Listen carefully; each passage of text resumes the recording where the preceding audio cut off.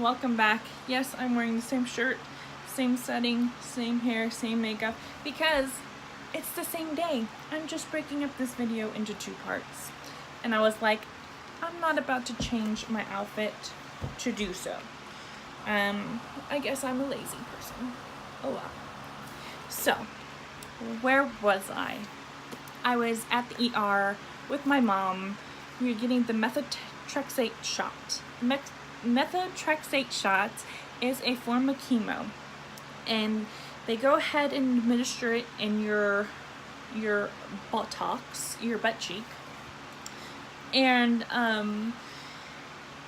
supposedly you're not supposed to get any symptoms, and it's supposed to end the pregnancy. It's supposed to shrink the cells so that the ectopic pregnancy will just pass naturally. At this moment in time, a lot of things were running through my head. I never thought I would be at this point where I would have to end a pregnancy. To me, this is just not who I am, and believe me, if I could have had the pregnancy full term, I would have. But basically what the doctor was telling me, it's a life and death situation. If I let this pregnancy progress, I will end up rupturing a fallopian tube and dying of bleeding out or whatever.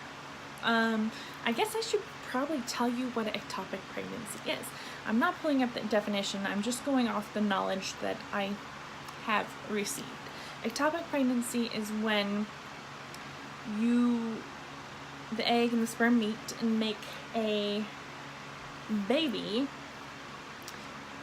or a ball of cells, but this ball of cell does not attach inside your uterus. Most of the time it attaches in one of your fallopian tubes, and there is a rare chance that it will actually attach itself outside in like more the abdominal cavity.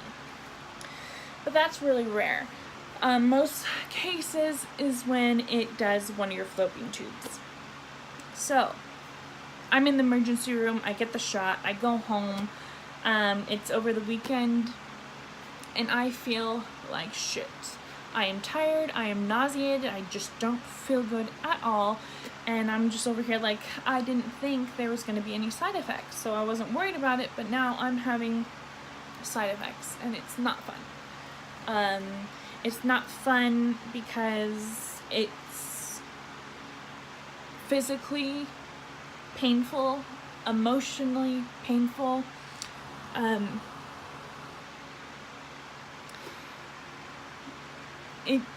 All the emotions and everything it was just a lot to handle. And at that time, Brian had gone back to work, so he was there, but he wasn't there, and I almost didn't feel like I wanted to be around anyone. I just kind of wanted to sit in my room and cry, because it was like one of the worst things that had ever happened to me. On that Monday, I had to go back to work.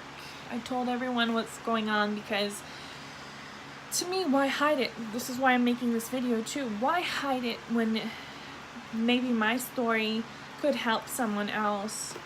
Or, I don't know, it might help me feel better if I talked to someone about it. And, you know, I was lucky enough to have a person at work who could give me advice. Unfortunately, she had the same problem. She had an ectopic pregnancy. And it's crazy because a few months before, she had told us about it, me and the other women that she works with. And I just thought, how horrible. And now I'm going through and the same thing, and she was there, and she had kind words and, you know, to say, but it still was hard. Anyways, I go through the week working, and I'm not really having the pain anymore. It's kind of subsided. I'm just going out through my day-to-day life. And then on that Thursday, all day, I just had this really bad cramping, like sharp, like someone putting a knife in my ovary, like on my right side though, and previously the pain had been on my left side. So this is making me confused, like why am I hurting on my right side? And I was just like super bloated, like crazy bloated, and I thought maybe this is me passing that ball of cell. Maybe this is what a miscarriage feels like. The doctor did prepare me that I was going to be bleeding a lot, like having a really heavy period. So I was prepared for that. I was like, I need to go home and put on a pad. But at the same time, when we got home, me, Brian, and my mom were going to my tattoo artist to get my tattoo. I got this, long story short, this is for my grandfathers. They were in the military, and the red poppy represents remembrance, and they both passed away, so I have that for them. Okay, back to the ectopic pregnancy story. So, and if you haven't seen part 1, I'll go ahead and link that down below. So go watch that, because then all of this will make sense. So I go and I get my tattoo, and I'm loving my tattoo. We go out to dinner, but I'm still having pain on my right side. Not as bad as earlier in the day, but I'm still having this dull, nagging pain. And I was like, you know what? My tattoo kind of feels like a sunburn, and I'm having this pain. I'm just gonna go ahead and have some Motrin. So I take some Motrin for the pain, and then we get home, and we're sitting on the couch talking, and I'm just all of a sudden in a lot of pain. It like came on like that. Like we were talking, it was fine, and all of a sudden I'm just like, I can't even concentrate. That's how much pain I was in. And my mom and my Brian were like, let's just take you in. I was like, no, like it's fine. It's probably, I'm probably fine. And then they asked, like, are you bleeding? So I used the restroom, and I did have some blood when I wiped, and so I was like, I am bleeding a little bit, and they're like, okay, we need to take you in. I was like, no. At this point, I had already changed into my pajamas. Like, I'm in relax mode, and I was like, I don't want to go out. Like, I don't want to go nowhere. And then they're like, no, like, we should go. And I was like, okay. So I go upstairs to change into some decent clothes, and I double over, like, onto the bed. Like, I cannot stand the pain. And Brian's like, are you okay? And I said, no, like, I can't right now. I'm in so much pain. So I go downstairs, they rush me to the emergency room, and I go in, I check in, I tell them I was diagnosed with ectopic pregnancy. Last week I got the methotrexate shot. I said it right, guys. OMG. Okay, so I got the methotrexate shot, did it again, and I'm now bleeding and having a horrible pain. Like, really bad pain. Like, it's so bad I feel like vomiting. And so they said, okay, we're gonna get you in as soon as we can to get you a sonogram to make sure you're not bleeding out. I said, okay, that would be good. So I go back and I sit in the waiting room, and I'm just like rocking back and forth, like just breathing, like I'm in so much pain. And my mom and Brian are both rubbing me, but I'm like, just stop touching me. Like, I need to deal with this, like, without anyone touching me. And so we wait in that waiting hour for 2 hours. 2 hours, and I just kept on looking at my mom like, I hope I'm not bleeding out right now. I hope I'm not bleeding out right now. Like I'm in so much pain. I don't know what's going on. I feel like vomiting now. Like, I don't know what's going on. And so My mom goes into the nurse's station and was like, what's going on? You told my daughter you were going to have her checked to see if she was bleeding out on a sonogram 2 hours ago, and she's sitting in the waiting room in pain. She's told you she had an ectopic pregnancy. What's going on? She comes back, not 5 minutes later, like I wouldn't say like 3 minutes later, a nurse comes out with a wheelchair to bring me back to a room and to, do the sonogram. So, we do the sonogram. This girl is amazing. She's so sweet. She's very thorough. She takes like 40 minutes to do my sonogram. And she's like, okay, I'm gonna go ahead and wheel you back to your room and the doctor will be right with you. I said, okay. So I'm sitting there. I'm still in a lot of pain. No one has come in to ask me if I would like anything, not water, not medication. An hour and a half goes by. I am still in pain, and a doctor comes in. Okay, we looked at your sonogram. You have blood in your abdominal cavity. You have an ectopic pregnancy that's ruptured. We need to get you into emergency surgery right away. We're calling in a team, and at this time it's like 2 in the morning.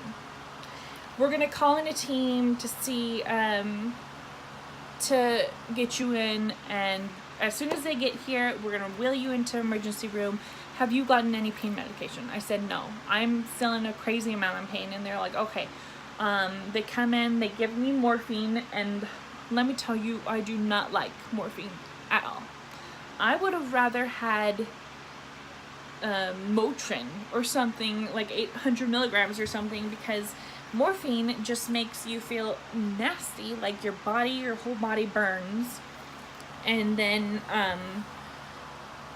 and you're just loopy, but you can still feel the pain. It's ridiculous. I don't like it, plain and simple.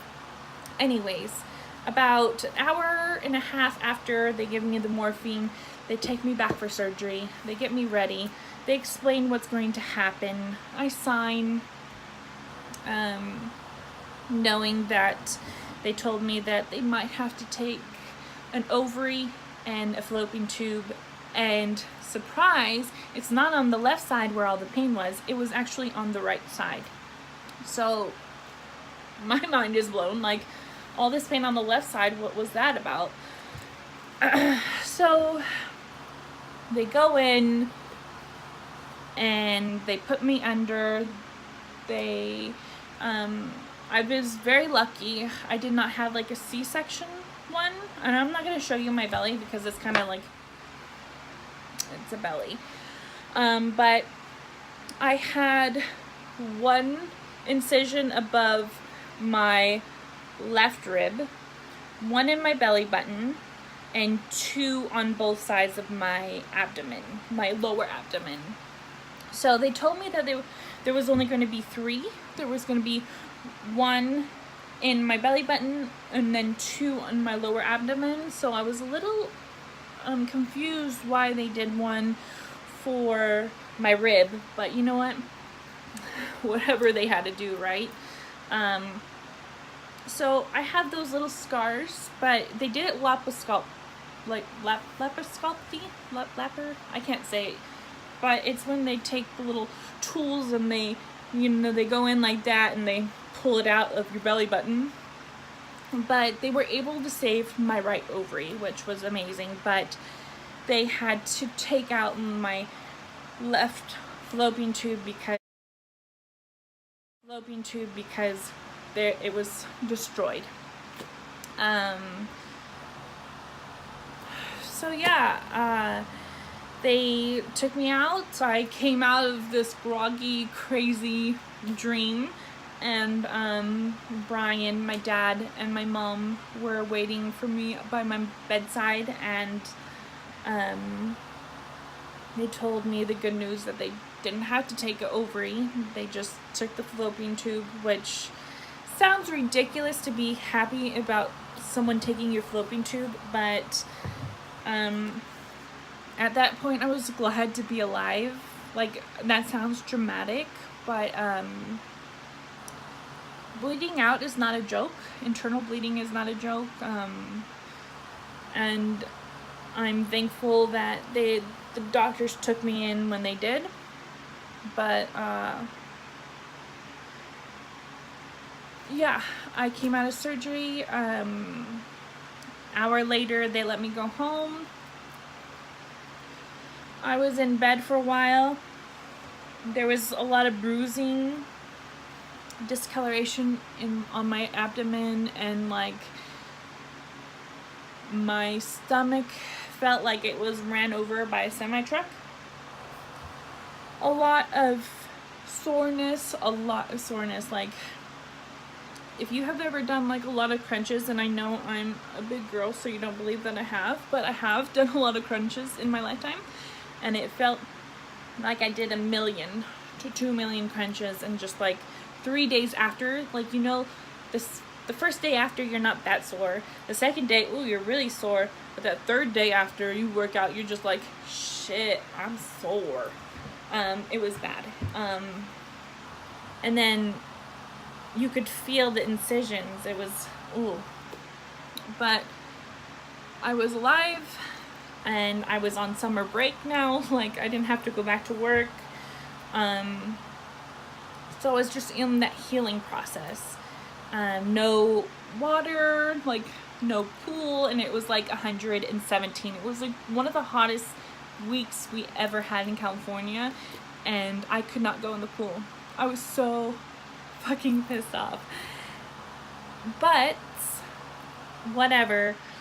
Fast forward it to about 3 weeks after the surgery, everything is starting to heal, and it itches like crazy. Like, I've never had an itch so bad in my life. Like, Brian kept on telling me, stop itching, stop itching. I was like, I cannot stop. Like, I was itching my stomach so bad, I was bruising the skin around the scars. Like, oh well. But yeah, that's my ectopic pregnancy story. I did not use my notes very well. I kind of just word vomited at you guys. I'm sorry. I might do another video on the emotional part of ectopic pregnancy, because it's been now almost 3 months since I found out I was having an ectopic pregnancy, and I still have not recovered. And they tell you to wait 3 months to start trying to have a kid again, because you have to be ready for it to happen again. Because after you have one ectopic pregnancy, there's 11% chance that you might have another. And to be honest with you, at this moment, I'm not ready to go through that again. To go through that mindset of losing. To me, I lost a child. Like, I had a miscarriage. I lost a child not by choice. I don't think anyone really ever loses a child by choice, but it's hard. I definitely have days where it's harder than others. Like, when I have to go back when I had to go back for my post-op appointment, it was really bad, because you're in a waiting room with all these pregnant people and all these babies, and you just think, it's not me. Like, I'm not gonna have that. Like, for like a month, I thought that might be a possibility, even though I knew something was wrong. You can't help but get excited to think that might be an option for you. Like, and then to have a fallopian tube taken away, and then have a chance of it might happen again, and a chance you might not have kids. Like, they do tell you could have kids after ectopic pregnancy. Like, my friend from work, she had a baby after her ectopic pregnancy. But it's just still that chance that it might happen again, that they might have to take the other fallopian tube, and then you're just, a little screwed. It's just emotionally heart-wrecking and like almost ruins your life like for a good while. I gained so much weight, like I've been really depressed, and I feel like it's okay to be that way. Like, you just went through something that's like horrible. It's just horrible what I had to go through and what many women have to go through. It's like,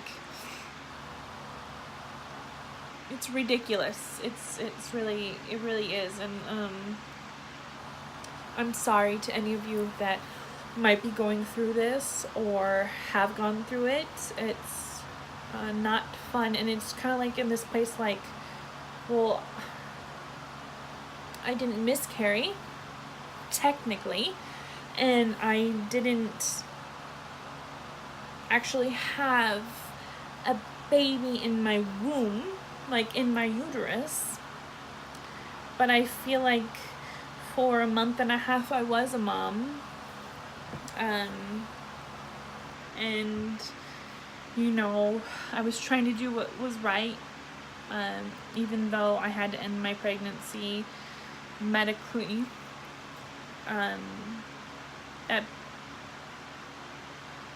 you know, that baby was still me and Brian's first child, and yeah, I think for some people it's hard to talk about, but for me it's almost therapeutical to tell you guys my story. And I also, you know, didn't keep it a secret from my family and from my friends. I posted on Facebook and kind of just told them my story, and I wanted to do that for you guys, and I hope maybe this might have helped someone in some way. Again, I'm sorry that this video is really long, but if I could help just one person out there, it was worth it. So I'm gonna go now. I keep on saying I'm just kind of in this mind state now, like, you want to tell the world, but then after telling, it just hurts. It just hurts. It hurts. I would have been well over 3 months pregnant now. We would have been so happy. Anyways, I'm done talking. Stay tuned next week. Yeah, I'm gonna upload my Ireland vlog, and I'm going to show you what we got in Ireland. It's kind of like a Ireland haul. And yeah, so again, I hope you take away something from this two-part video, and I hope it wasn't too long for you guys. I will see you next time. I hope you enjoy your week. Bye.